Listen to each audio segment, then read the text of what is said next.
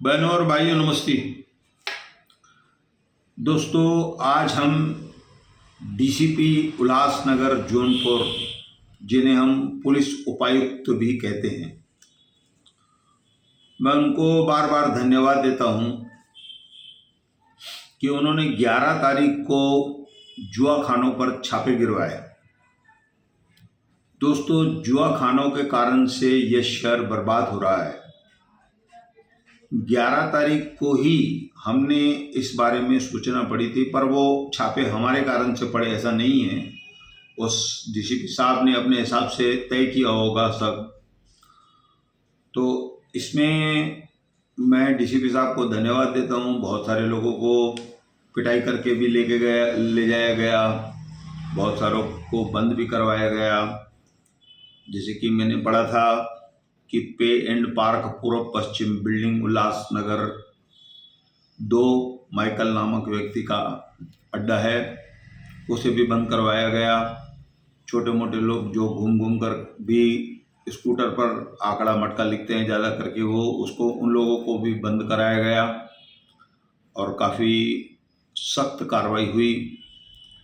इसके अलावा मैंने लिखा था कि बहुत सारे लोग, महिलाएं जो हैं, किसी पुरुष के साथ मिलकर, कोई पुरुष एक मकान एक दिन के लिए लेता है, उसका भाड़ा देता है और वहाँ पर महिलाएं जुआ खेलती हैं।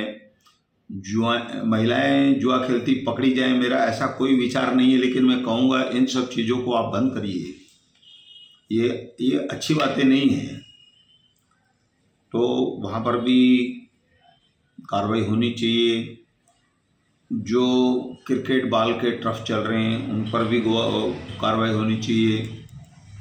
जो क्रिकेट की बुकिंग करते हैं उन पर कार्रवाई होनी चाहिए। तो ये सब मेरी बातें थी। उनमें अभी जो बहुत सारे क्लब जो हैं जुआ खाने, उन पर कार्रवाई हुई है और वो कल दिन भर बंद रहे। दोस्तों, मैंने भी पता लगाया। तो इसलिए मैं डीसीपी साहब जोन 4 और जोन 4 की पुलिस को धन्यवाद देता हूँ कि चलो, किसी के कहने पर, किसी के कारण तो कार्रवाई हुई। कुछ दिन तो ये जुआखाने बंद रहेंगे, हालांकि फिर से चालू हो जाएंगे। ये सालों से, युगों से ये सब चल रहा है। अब मैं हिल लाइन पुलिस स्टेशन के वरिष्ठ पुलिस निरीक्षक रंजीत धेरे साहब, दोस्तों वहाँ पर भी मैंने पढ़ा था, वहाँ पर मैं गया था और इनके साथ जो इनके अधिकारी हैं, जो इनके अंडर हैं, मैं उनको भी धन्यवाद देता हूँ। क्योंकि दोस्तों, ऐसा कहा गया है, जंग में जान फौजी देता है, नाम कमांडर का होता है। तो मैं जो पुलिस वाले हैं उनको भी धन्यवाद दूंगा। मेरा धन्यवाद इसलिए है कि कुछ दिन पहले, लगभग 1 हफ्ता पहले, मैं पुलिस स्टेशन में खड़े होकर मैंने पढ़ा था कि जो बच्चियां गुम हुई है उसके बारे में रंजीत धेरे साहब ने कहा कि मैं उनको हर हालत में ला कर दूंगा।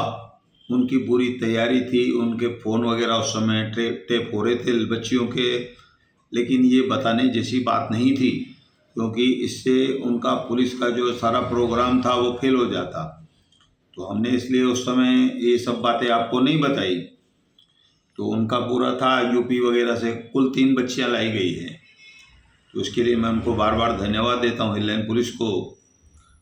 दोस्तों, इसके अलावा पुलिस ने आप लोगों से आह्वान किया है कि आप अपने बच्चों पर ध्यान रखिए कि आपके बच्चे क्या कर रहे हैं, कहाँ जा रहे हैं। दोस्तों, इसके अलावा बताया गया कि लॉ जिहाद का कोई मामला नहीं है। मैंने भी पहले पढ़ा था, क्योंकि कुछ लोगों ने, राजनीतिक लोगों ने फिर इस बीच में लॉ जिहाद, लफड़े झगड़े, दूसरी बातें शुरू कर दी। ये हमारे जो राजनीतिक लोग हैं ना, उनकी समझ काम नहीं कर रही है इस समय कि कब क्या बोला जाए। हर जगह आप बोल देते हो, करते कुछ नहीं हो। एक बार भी आप लोग पुलिस स्टेशन नहीं गए। ये तो सिंधु यूथ सर्कल में बाद में मामला उठा। तो कुल मिलाकर ये सब हुआ।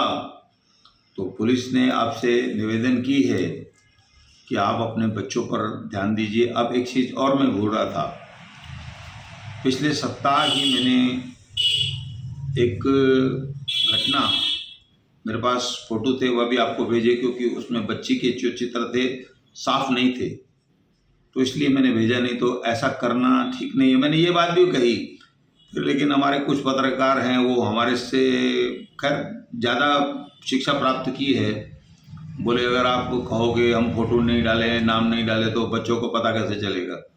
भैया ये सब कायदे में नहीं आता है, बैठ जाओगे किसी दिन आप भी इलाका में, इसलिए मैंने समझाया आपको। मैं तो बोलूँगा ना, करो आप, मेरे मित्र हो आप, मैं इसलिए आप लोगों को बताता हूँ, क्योंकि इस समय हमारे अंदाजे से, मेरे से जो वरिष्ठ हैं, हमारे भाई राजू गायकवाड़, किरण सोनोनी, दिनेश गोगी, इन लोगों के नीचे और दूसरे तमाम लोगों से मैंने शिक्षा प्राप्त की है, जानकारी प्राप्त की है। आखिर ये सब चीज़ें क्या होती, कभी कभी हमको पुलिस भी सिखाती है कि क्या करना है क्या नहीं करना है। तो ऐसा नहीं है कि घोड़े पे सवार होकर हमको निकलना है, हम पत्रकार हैं तो इस मुल्क के मालिक हो गए हम लोग, ऐसा नहीं है। हम लोग भी कायदे में चलना चाहिए, हम लोगों को भी। तो बगीचे में एक लड़की बैठी थी, हमने पुलिस मंगवाई, पुलिस ने लड़की को कहा कि तुम्हारी माँ को फ़ोन लगाओ। बाद में लड़की की इज्जत या नाम खराब ना हो, इसलिए हम उसने उस मामले को दबा दिए।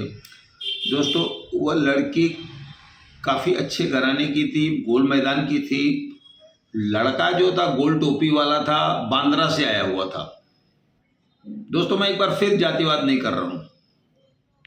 तो इस तरह से हमारी बच्चियाँ उनके साथ बैठती है, उठती है, घंटों तक, 1.5 घंटे तक आप बैठी हैं।